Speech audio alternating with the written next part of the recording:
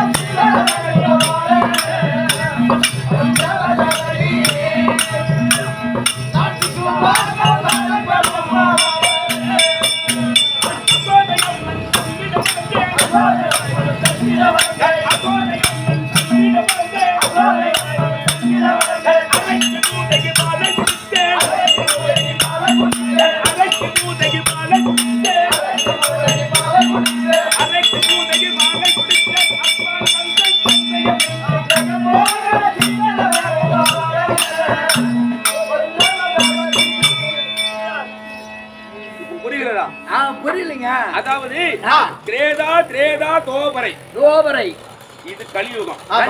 ஆனா இப்ப இந்த நாடகம் நடந்தது அது முதல் யுகம். ஆமா, என்னது திரேதா யுகம்.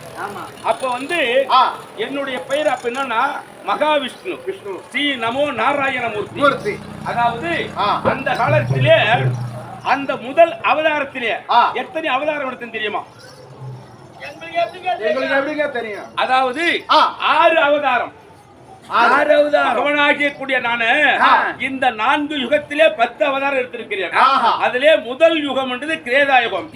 அதிலே வந்து 6 அவதாரம். மச்சம், கூர்மம், வராகம், நரசிம்மம், வாமனம், பரசுராமம். மொத்தம் 6 அவதாரம். அதற்கு பிற்பாடு வந்துதான் கிரேதா யுகம். கிரேதா யுகத்திலே வந்து ராமனாக அவதாரித்தேன். கோவர யுகத்திலே பலராமர் கிருஷ்ணனாக.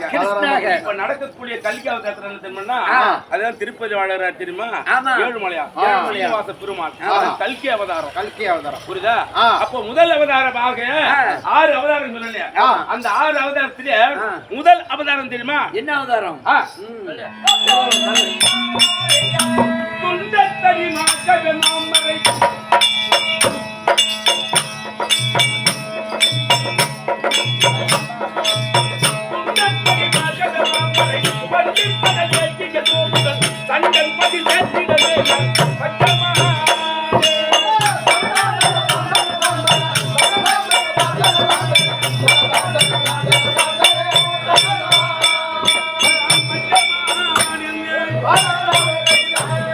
ஏற்கனவே காலத்திலே சோமுகாசுரன் என்பவன் 4 வேதங்கள்.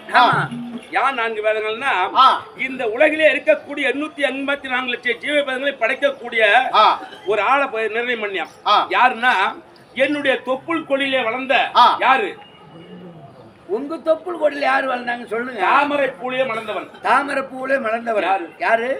நான்முகன் என்று சொல்லக்கூடிய பிரம்மதேவன். அந்த பிரம்மதேவனை உண்டாக்கி 4 வேதங்கள் என்று சொல்லக்கூடிய ரிக்கி, யஜுர், சாம, அதர்வணம் என்று சொல்லக்கூடிய 4 வேதங்களை படைத்து அவரிடத்தில் ஒப்படைத்தேன். ஒப்படைத்து இந்த உலக உயிர்களை சிருஷ்டிப்பு செய்ய சொன்னேன். அப்படி செய்யும் காலத்திலே அது இருக்கக்கூடிய அரக்கனாகிய சோமுகாசுரன் என்பவன் அந்த பிரம்மனிடத்திலே சென்று 4 வேதங்களை பறித்து கொண்டு ஆடி என்று சொல்லக்கூடிய கடலிலே போய் பதுங்கிக் கொண்டார். பார்த்தார் என்ன செய்வது, உலக உற்பத்தி கிடையாது. பார்த்தார், முறையிட்டார் பிரம்மதேவன். என்ன செய்து தெரியுமா? முதல் அவதாரத்திலே அங்க இருக்கக்கூடியது ஆழி. ஆழி. அதுல அது உள்ள போயிட்டு தண்ணியிலே பதுங்கி கொண்டிருக்கிறான் அந்த 4 வேதைகள் பறித்துக் கொண்டு. என்ன செய்வது அப்படி என்று அந்த தண்ணியிலே வாழும்படியான மீன் என்று சொல்லக்கூடிய மச்ச அவதாரம் எடுத்து அங்க கடலிலே பதுங்கி இருக்கக்கூடிய சோமுகாசுரனை கொன்று 4 வேதைகளை பறித்துக் கொண்டு அங்க இருக்கக்கூடிய பிரம்மதேவனை ஒப்படைத்தேன். ஆனால் நான் வந்து வேகனாக விட்டது யார பார்க்கணும், என்னுடைய தங்கையாகிய அதாவது பார்வதி தேவியை பார்க்க வேண்டும். அவளை பார்த்து மற்ற விஷயங்கள் தெரிவிக்கலாம்.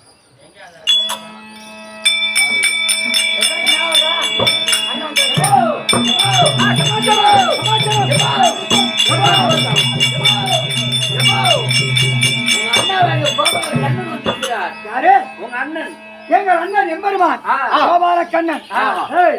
எங்க அண்ணன் எப்பேற்பட்டாலும் தெரியுமா, இந்த உலகத்தையே ரட்சிக்கக்கூடியவர் அவர்தான். அவர் வந்திருந்தால் பெருத்த சிம்மாசனம் கொடுத்துறேன்.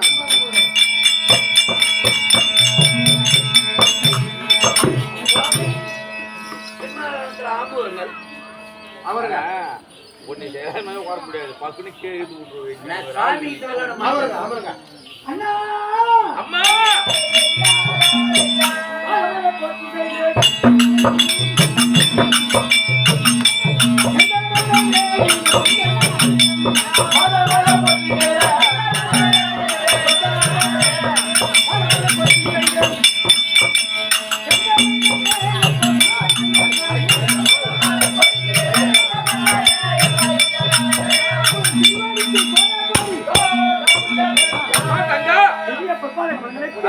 பச்சவாளி அம்மன் உனது தங்கை. அப்படியா அம்மா தங்கா சிவனிட பாகம் பெற்ற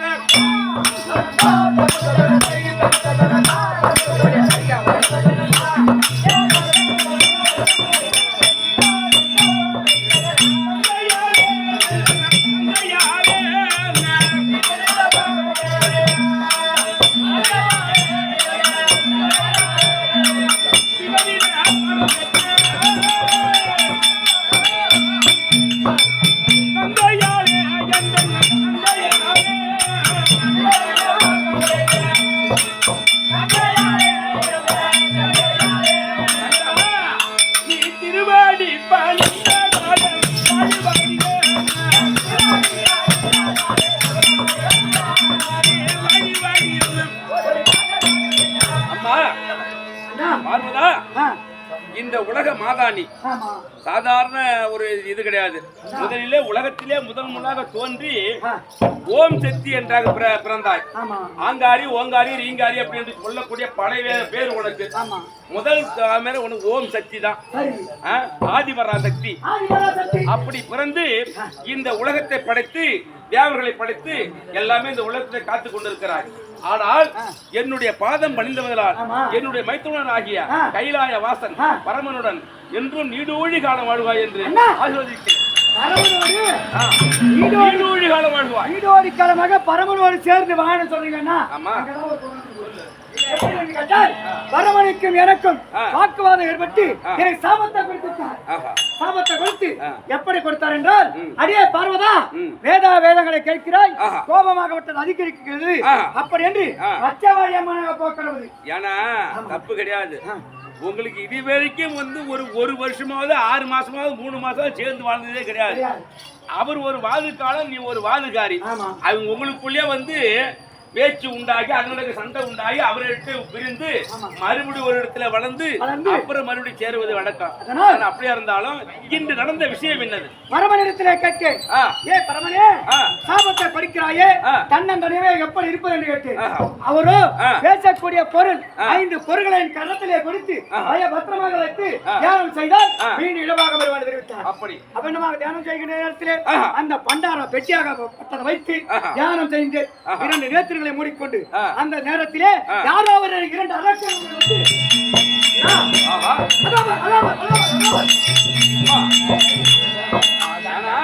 நீ சொல்லும் போது எனக்கே பயமா இருக்கிறது. என் அருகாமையில் இருந்த அந்த பண்டார பெட்டியாகப்பட்டதை தூக்கி சென்று விட்டார்கள்னா அதை எப்படியாக தந்திரமாக சென்று அந்த பண்டார பெட்டியின் கரத்திலே வரும்படி செய்தால் மீண்டும் ஈஸ்வரத்தில் இடமாக பெறுவேன். அதற்காக தான் உங்களை அம்மா, நீங்கள் வந்து உங்கள் கணவன் மனைவிக்குள்ளே அன்றான சண்டை உங்களுக்கு. ஆனா இன்னைக்கு இந்த விஷயத்தை எப்படி முடிக்க வேண்டும் என்றால், நீ தனியாக இருக்கிறாய். ஆனால் சிவனோடு சேர வேண்டும், அந்த அசுரர்களை அழிக்க வேண்டும். அதன் காரணமாக என்னை அழைத்து முறையிட்டு இருக்கிறாய். உன்னுடைய அதாவது சொல்லை சில பேர் கொண்டு அந்த அரசனை எப்படி அழிக்க வேண்டும் என்று சொல்கிறேன். அப்படி என்றால் என்னுடைய அதாவது மைத்துனராகிய சிவபெருமானிடத்திலே தோன்றிய அதாவது யாரு ஜடா முடி, அந்த முடியை அறுத்து போட்டு அதனுடையமாக பிறந்தார் யாரு? உன்னுடைய புத்திரன்.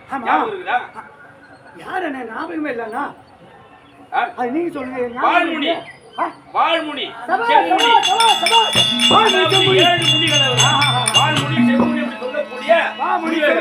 அந்த முனியிலே செம்முனி ஆகிய செம்முனியை வர வைத்தால் அதனமாக சென்று அந்த சூரர்களை மடித்து அங்க இருக்கக்கூடிய துன்பங்களை நீத்து உங்களுக்கு வாழ்வளிப்பார். அதனால உன்னுடைய மகனாகிய அந்த முனியை கூட்டினா உனக்கு பிரச்சனை தீரும்.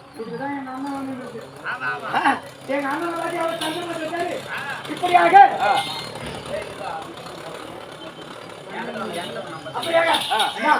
இருந்த போது எங்க வீட்டுக்காரரை பார்த்து அவர் ஏதாவது யோசனை சொல்லுவாரு. சந்திச்சு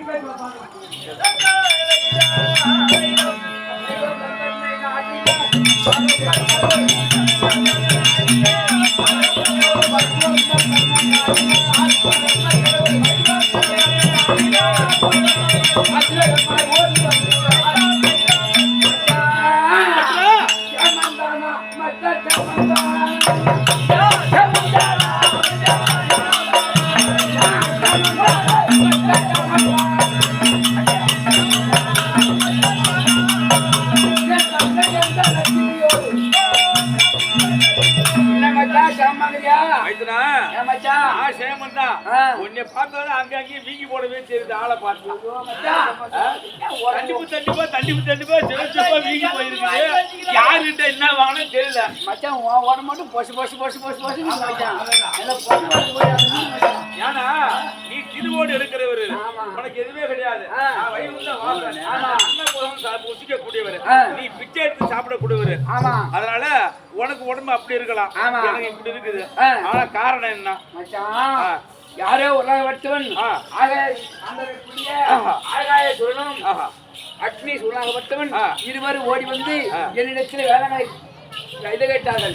என்னிடத்தில் இருக்கக்கூடிய சத்தியாகப்பட்டவர் தங்கியாகக்கூடிய விருந்து சென்று விட்டார் பார்வதியை அதோ பச்சைவாழி அம்மனாக போய் என்று சாபத்தை கொடுத்து விட்டேன். அவளாகப்பட்டவர் பச்சைவாழி அம்மனாக ஒரு ஆண்டு காலமாகவே பச்சை பந்தலிட்டு வாழ்ந்து கொண்டு வருகிறார். ஒரு வருடம் லிங்காதார பூஜை செய்தால் மீண்டும் இடமாக என்று அவருக்கு சாபத்தை கொடுத்து அனுப்பிவிட்டேன். அதற்காகவே இருவர் ஓடி வந்தார்கள். என்ன ஐயோ தந்தமா காலத்திலே இப்ப தங்க மச்சான், நீ ஏதாவது பார்த்து செய் மச்சான். நான் என்ன செய்ய ஏதாவது பார்த்து தங்கியை கொடுத்துட்டு ஓ மச்சான், ஏதாவது பார்த்தா அவங்க பிள்ளைடு பட்டு போகுது. ஆமா, அவர் என்ன சொல்றது தெரியும். இருந்தாலும் உன்னுடைய விஷயத்தை என் தங்கையாகிய பச்சைவாழியம்மன் தெரிவித்தார். தெரிவித்த உடனே அதற்கு உபகாரம் செய்தேன். இருந்தாலும் கணவனை பார்க்க வேண்டும், கணவனுடைய சில வார்த்தைகள் செய்ய வேண்டும், அவருடைய விருப்பம் என்னவென்று கேட்க வேண்டும். அப்படி என்று அழைத்து வந்தார். உன்னுடைய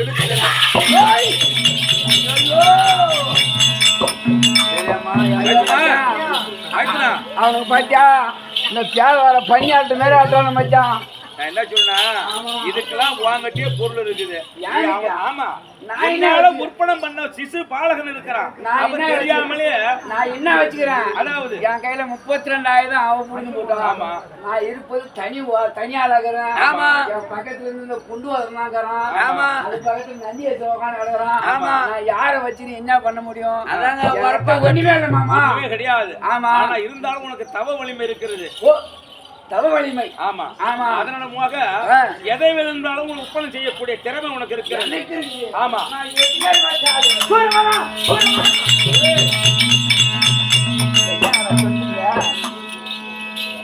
ஐயா சங்கில் போட்டு உரப்பா கட்டுங்கன்னா மெலிசான சங்கில் போட்டு கட்டிட்டு போய் பழகுது. ஆமா, அது பிச்சு பிச்சுட்டு வந்து ஒண்ணு துரத்துதுங்க. இப்போது நான் என்ன செய்யணும்? ஒண்ணும் கிடையாது. ஆமா, என்னன்னா ஏற்கனவே காலத்திலே வந்து என்னன்னா தக்கனை அழிக்கிறதுக்காக நெற்றி வேள்வியிலே பிறந்தான் வீரபத்திரன். ஆமா, இவனை அழிக்கணும் என்ன பண்ணனா, உன்னுடைய ஜடாமுடி இருக்கிறது, அந்த முடியிலே ஒரு முடியை அடித்து ஓங்கி அடித்தால் அதனமாக ஒரு பாலம் திறப்பான். ஆமா ஆமா, ஓ பாட்டி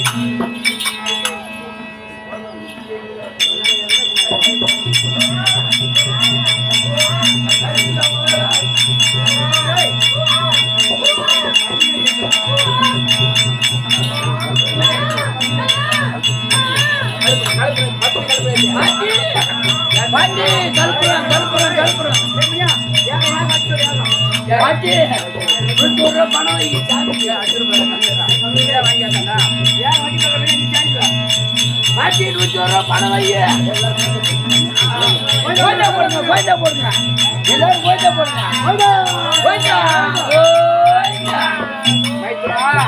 நீங்கள் அடிச்சிருந்த பிரகாரமே என்னுடைய சடாமுடியை நான் பிடுங்கி பூமியில அடிக்கு நேரத்திலே அப்போது ரிஷிபிள்ளர் தங்கால பிடிக்கி ஒரு குழந்தையாகப்பட்டது ஜனனமாகிட்டது. இந்த குழந்தையால் மட்டுமே அவங்க மடிக்க முடியும். அந்த இரு அரக்களையும் மடிக்க முடியும் என்று கேட்டால் இந்த குழந்தைக்கு என்னுடைய நாமதேயம் போக கூடாது. இவனுக்கு பெயர் என்னுடைய பெயர் ஈஸ்வரன். இதற்கு முதல் இவனுக்கு முதல் முனீஸ்வரன்.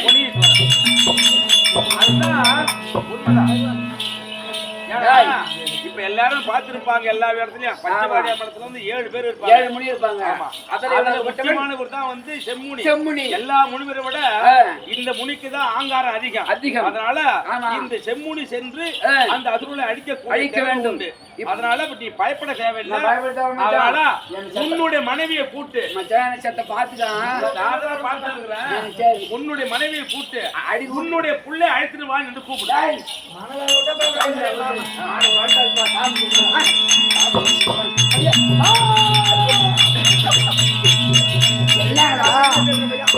என்னடா இவரை வேற ஆண் ஓடியாரா என்ன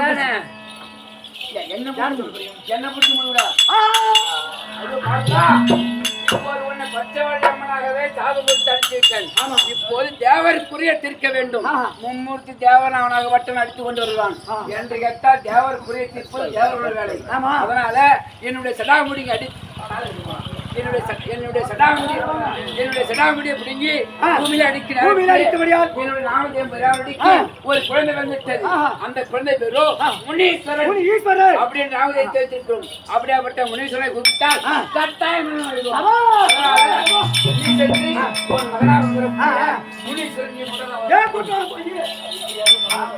இப்படியாக பரம கடலாகப்பட்டார் முனீஸ்வரன் உற்பத்தி செய்ய அதே சமயத்திலே முனி ஈஸ்வரன் இருப்பார்.